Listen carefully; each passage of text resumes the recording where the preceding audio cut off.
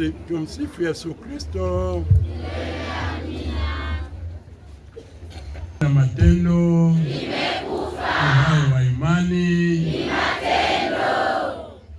Ndugu zangu, sifa za Kanisa Katoliki ziko 4. Ni kanisa moja takatifu Katoliki la mitume. Na tunaposema Katoliki, maana yake ni la mahali pote, na ni karimu linamwalika kila yule anayekuwa na nia njema kujiunga.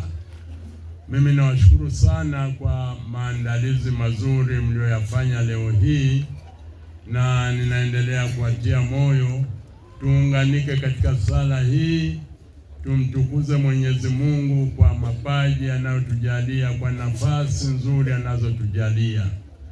Lakini tumshukuru zaidi sana kwa ajili ya vijana wetu, watoto wetu watakapoimarishwa kwa kupokea sakramenti ya kipa imara. Ni zawadi ya kiroho, ni zawadi ya Roho Mtakatifu. Anawashushia mapaji yake na anawashukia kwa namna ya pekee. Tuunganike nao katika sala hii, tuwe na nia ya kusali kweli kweli. Tumuombe Mwenyezi Mungu aimarishe imani yetu na hivyo kuimarisha imani Katoliki. Niombe kabisa hata tunapokuwa na furaha tusisahau kwamba tuko kwenye sala, na maombi yetu yanakuwa pengine ya furaha, pengine ya utulivu. Basi tukubali kwamba ndivyo ilivyo.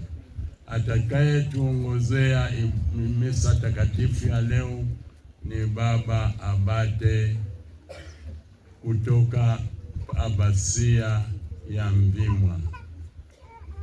Tunashukuru sana kwa uwepo wake na karibuni kwa ibada. La Baba na la Mwana na la Roho Mtakatifu. Amina. Amani iwe kwenu.